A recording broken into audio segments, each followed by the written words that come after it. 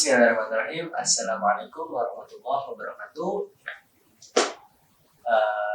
Balik lagi ya sama saya Dani Fadilah selaku mahasiswa KPI angkatan 2021 kelas KPI 3A dengan NIM 12140200032. Kali ini aku bakal bikin konten review buku, yaitu buku Tahun Tanpa Tuhan karya Sangyang Budi Pancaniti. Video ini diajukan untuk memenuhi tugas ujian akhir semester mata kuliah siaran radio dan televisi.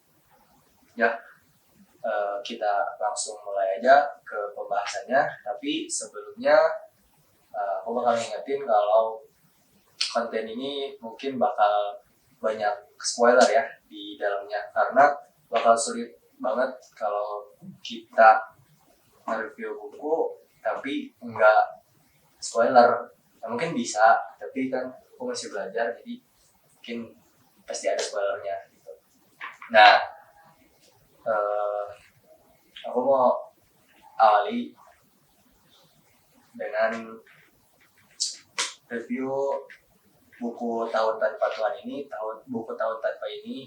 Buku Tahun Tanpa Tuhan ini saya dapetin dari Kak Alfi selaku Ketua Forum Penulis Seluruh KPI, yang mana penulisnya itu Kang Bugni dengan nama pena Sangyang Budi Pancaniti.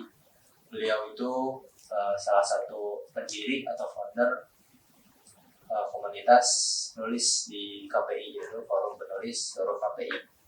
Nah, dari segi plotnya atau alurnya, ini tuh benar-benar plotnya tuh campuran lah gitu. Bisa dibilang maju, tapi nanti di tengah-tengah tuh pembaca tuh bakal dibikin bingung gitu. Ini tuh sebenarnya arahnya kemana, jadi harus banget selesai gitu. Tapi ada alur mundurnya juga, yang mana entah itu akhirnya tuh klimaks atau anti klimaks, itu teman-teman harus baca sampai akhir dulu gitu. Nggak bisa nyimpulin kalau kayak yang plot ini mah pasti bakal gini, ini mah pasti bakal gini. Nggak mudah ketebak gitu. Terus dari segi penokohannya, di sini ada 3 tokoh utama, yaitu ada Maula, lalu ada Damar, dan ada Jati. Nah, dari 3 tokoh utama ini masing-masing mempunyai karakter dan kisahnya gitu yang bisa kita pelajari. Maula ini yang ia mempunyai kisah percintaan dengan Salma, yang mana Maula dan Salma ini menjalin hubungan tanpa status, karena sosok Salma ini menjadi sosok yang ia mahasiswi yang aktif di suatu organisasi yang identik dengan keislamannya, dengan kerudung panjangnya, dengan gamis dan roknya, yang ia tuh jarang sekali gitu dekat dengan laki-laki. Nah, sedangkan Maula pun sama, sebagai seorang aktivis di kampusnya, ia terkenal dengan keilmuan keagamaannya, ia bijaksana pula, dan orang-orang tuh segan gitu kepada Maula ini. Nah, yang mana mereka berdua menjalin hubungan cinta yang harus dibaca itu mah, karena spoiler lagi ya, nanti kita bahas di akhir. Yang kedua ada Damar. Damar ini diceritakan sangat dekat dengan ibunya yaitu Komala. Ia itu dikisahkan sebagai seorang anak yang benar-benar ngasih tahu kita cara membakti ke seorang ibu tuh kayak gimana. Komala itu seorang sarjana yang dia memilih untuk menjadi ibu rumah tangga, dan dikisahkan kalau bapaknya Damar itu telah meninggal. Maka setiap hasil upah dari yang didapat dari Komala itu dipakai untuk mencukupi kehidupan Damar. Sedangkan Damar sendiri kesehariannya di samping berkuliah ya tidak malu gitu untuk mencari kalau disebutnya materi gitu ya, karena dia tuh tiap harinya tuh sambil uh, ngambilin sampah rongsok gitu, yang mana ketika ia jual kembali ia mendapatkan uang gitu, tapi sebenarnya bukan uangnya yang Damar cari itu, tapi karena dengan mengolah yang orang-orang udah gak kepakai, banyak buku-buku yang mungkin bagi sebagian orang itu nggak penting gitu, tapi bagi Damar itu harganya malah sangat mahal. Nah, yang ketiga itu ada jati dengan budaya Sundanya. Kita bisa belajar bagaimana si Jati ini melestarikan budaya Sunda yang mungkin sudah jarang gitu, atau kita bahkan malu gitu melestarikan budaya kita sendiri.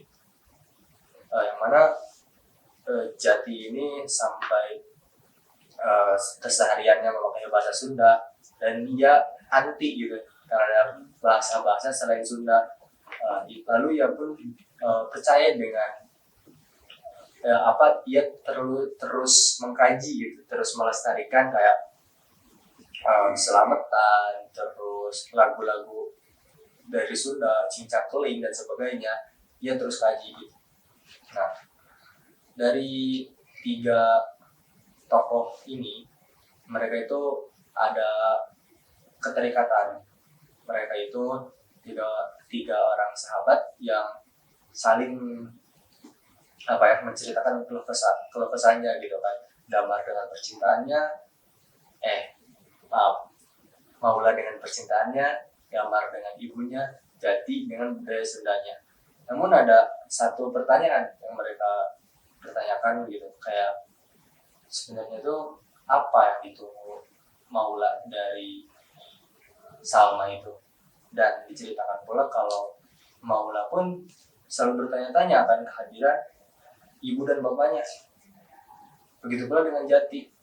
Jadi itu ketika ia terus melestarikan budaya Sunda, ada pertanyaan Jati yang di benaknya, apa arti hidup ini gitu, karena dia itu pengen bertemu dengan Semar, tokoh pewayangan. Sedangkan Damar, ia ingin bagaimana cara ia mengagumkan sosok ibunya itu dengan dia ikut lomba menulis, yang mana hadiahnya itu kala itu dapat mengumrohkan atau memberangkatkan orang tuanya ke Baitullah. Nah, langsung dari setelah penokohan yang tadi, lanjut ke nilai-nilainya gitu, nilai-nilai yang bisa kita dapati. Nah, nilai-nilai yang bisa kita dapati dari Maula, walaupun dia seorang aktivis dan disegani, ia pun mempunyai kawan-kawan yang sering memanggilnya ya guru, namun dia selalu rendah hati gitu. Nah, tapi sifat buruknya itu ketika Maula itu selalu kalah oleh Salma gitu kan. Bahkan di sini pun ada yang judulnya Tahun Tanpa Tuhan, itu lebih ke kisahnya Maula gitu. Nanti diceritakan.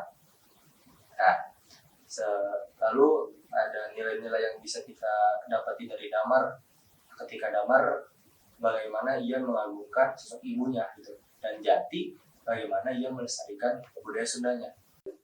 Yang benar-benar yang saya pengen sampaikan gitu dalam video ini atau dalam review ini gitu, kenapa sih novel ini tuh diberi judul Tahun Tanpa Tuhan gitu. Tahun Tanpa Tuhan itu di mana? Nah, saya ulangi lagi, ketika Tahun Tanpa Tuhan itu yaitu ketika Maula mencintai Salma yang pada saat itu ilahnya tuh sudah tergantikan dengan Salma. Di sini dikatakan, benar kata orang, cinta adalah kebijaksanaan Tuhan, namun merupakan kebodohan manusia. Saat seseorang jatuh cinta, bersiap-siaplah untuk melakukan berbagai kebodohan. Bahkan Tuhan pun kau nyahkan. Nah, di sini tuh benar-benar Maula mengungkapin perasaannya ke Salma yang dipendam 2 tahun dengan berbagai permasalahan gitu yang dia hadapi. Nah, aku bakal baca review dari buku ini atau sinopsisnya itu. Pada banyak malam, Maula sering meneriakkan puisi Saud Sitomorang yang isinya, aku ingin mencintaimu dengan membabi buta, dengan sebotol racun yang diteguk Romeo, tanpa sanksi yang membuat kematiannya menjadi puisi. Aku ingin kau mencintaiku dengan membabi buta, dengan sebilah belati yang ditikamkan Julian ke dada sendiri yang membuatnya jadi abadi. Dalam dada Maula ada ledakan cinta untuk Salma. Meski selama 2 tahun hanya menjalani hubungan tanpa status, Salma dan Tuhan benar-benar bersaing dalam diri Maula. Keindahan Tuhan dan keindahan Salma terus bertanding memperebutkannya. Ketika mengenal Salma, berdekatan, dan jatuh cinta, Maula lebih takut pada kemarahan Salma dibanding murka Tuhan. Ia merasa pedih saat ada yang melukai Salma dibanding saat mendengar nama Tuhan diinjak-injak. Ia lebih bahagia ketika melihat senyum Salma dibanding tawa Tuhan saat memanggil-manggil untuk bersujud di telapak kakinya. Bahkan, ia lebih memilih kehilangan Tuhan dibanding harus kehilangan Salma. Benar banget gitu kan, kayak kok ada sih orang yang mencintai sedalam itu gitu, bahkan sampai Tuhan pun kau nyahkan gitu katanya. Nah, terus kalau buku ini tuh relate nggak sih dibaca buat kalangan mahasiswa gitu kan?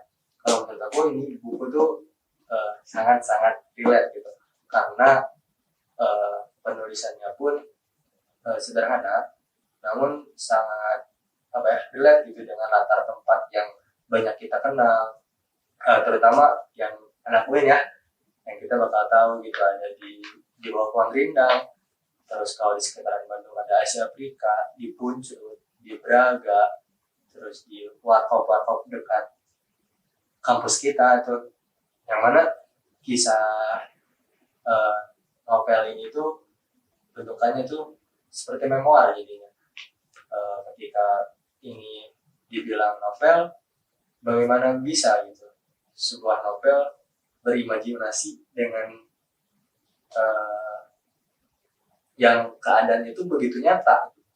Tetapi jika ini bukan fiksi gitu kan, nah kok bisa bikin adegan yang seperti itu gitu kan ya.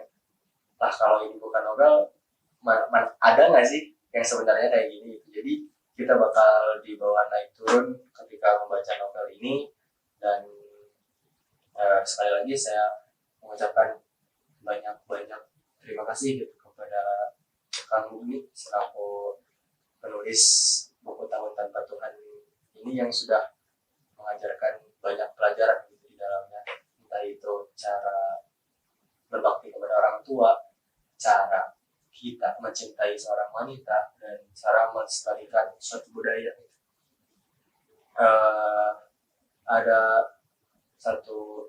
beberapa review yang telah membaca buku ini, dikatakan 2 kali aku membacanya, 2 kali aku terlupa, dan sampai saat ini belum ditemukan penawarnya. Ucap Allah Surya, petani kopi Majalengka. Nah, mungkin sekian yang bisa aku sampaikan dari konten kali ini. Kalau penasaran sama bukunya, bisa baca gitu kan, dan kalau bisa mampir itu ada di toko Kebul di samping Masjid Kepetulah ya. Sekian yang bisa saya sampaikan. Terima kasih atas atensinya dan perhatiannya. Mohon maaf bila ada salah-salah